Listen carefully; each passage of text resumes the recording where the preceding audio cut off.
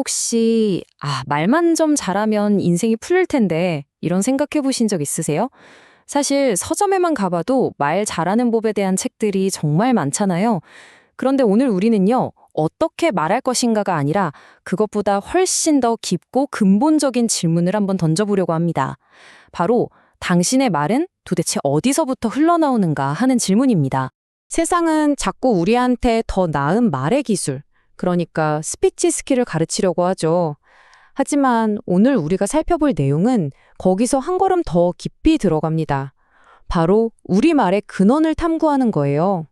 이건 단순히 말을 잘하고 못하고의 문제가 아니라 우리 존재의 본질에 관한 이야기거든요. 그래서 오늘 이 시간, 이 질문을 스스로에게 한번 던져보시면 좋겠습니다. 내 말은 정말 어디에서 오는 걸까? 이 질문 하나만 딱 가슴에 품고 지금부터 그 답을 함께 찾아가 보시죠. 자, 그 답을 찾는 첫 번째 단서는 바로 이겁니다. 우리 말은 그냥 공기 중으로 흩어져 사라지는 게 아니라 놀랍게도 길이 된다는 거예요. 바로 나 자신과 다른 사람들이 걸어가야 할 그 길을 우리 입으로 매일 만들어내고 있다는 사실이죠. 이 놀라운 통찰은 예수님의 친동생이었던 야고보에게서 나왔어요. 흥미로운 건 그가 원래 자기 형을 믿지 않던 아주 냉소적인 회의론자였다는 점입니다.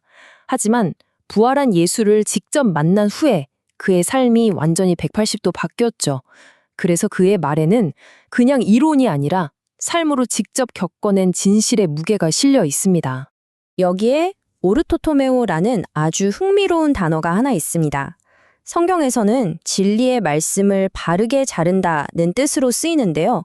놀랍게도 이 단어의 원래 뜻은 길을 똑바로 내는 토목 용어였어요. 마치 도로를 건설하듯이 우리의 진실하고 올바른 말이 다른 사람들을 위한 안전하고 곧은 길을 만든다는 정말 강력한 비유인 셈이죠. 그러니까 핵심은 바로 이거예요.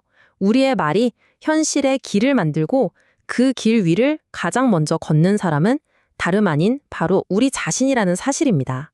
결국 우리는 우리가 뱉은 말로 만들어진 그 세상 속에서 살게 되는 거죠. 이 원리는 실제 삶에서도 정말 그대로 드러납니다.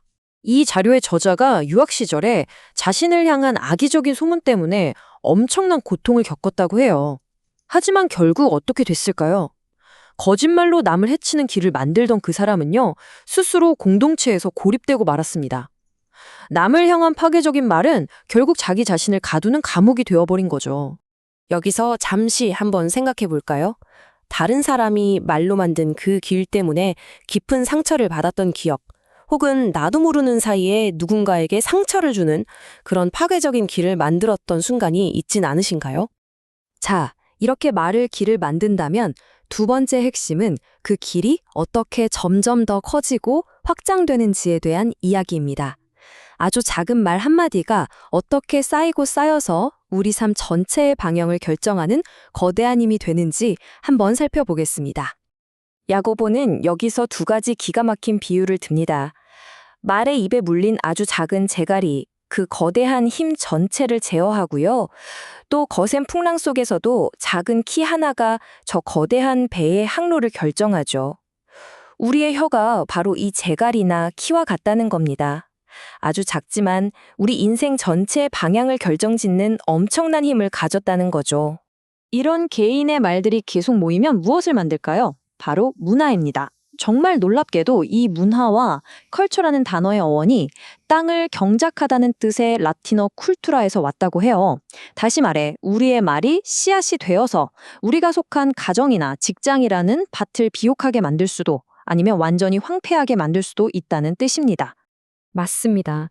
말은 모든 것을 파괴하는 불씨가 될 수도 있고 모든 것을 살리는 생명의 씨앗이 될 수도 있어요. 그 엄청난 양면성을 한번 들여다보죠. 먼저 그 파괴적인 힘입니다.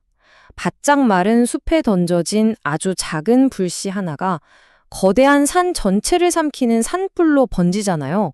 그것처럼 우리가 무심코 던진 비난의 말 한마디가 한 사람의 인생을 통째로 불태워 버릴 수도 있습니다. 하지만 정말 다행히도 정반대의 힘도 존재합니다. 야구선수 홍성은의 이야기가 딱 그렇죠. 깊은 절망에 빠져서 야구를 그만두려던 그에게 한 선배가 무심코 툭 던진 포기하지 마라 라는 그 한마디, 그 작은 씨앗이 그의 인생을 완전히 바꾸고 수십 년간 자라나서 결국 그를 한국 프로야구의 전설적인 스타로 만들었습니다.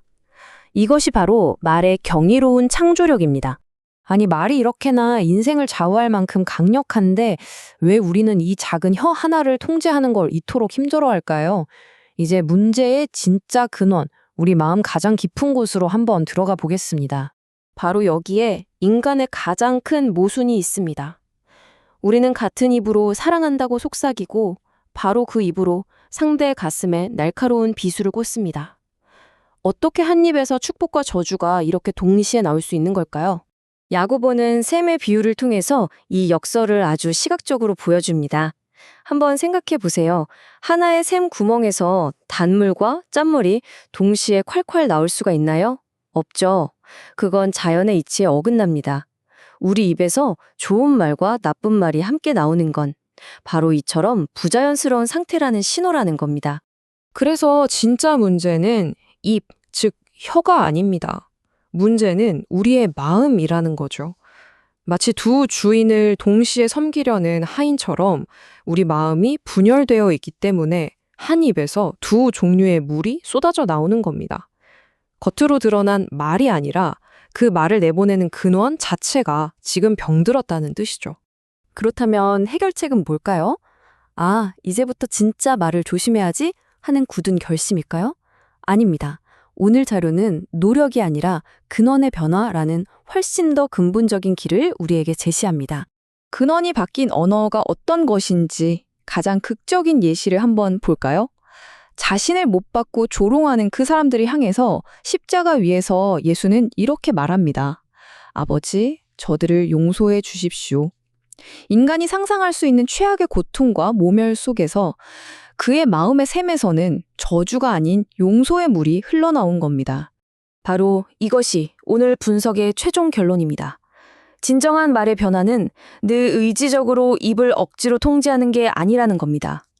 썩은 물을 계속 퍼내는 대신에 그 물이 나오는 샘의 근원 자체를 정화하는 것, 내 마음의 진짜 주인을 바꾸는 것, 바로 거기서부터 모든 변화가 시작된다는 거죠. 자, 그럼 오늘 여정을 한번 정리해 볼까요? 첫째, 우리의 말은 현실의 길을 만듭니다. 둘째, 그 말들이 모이고 쌓여서 인생의 방향을 결정하죠.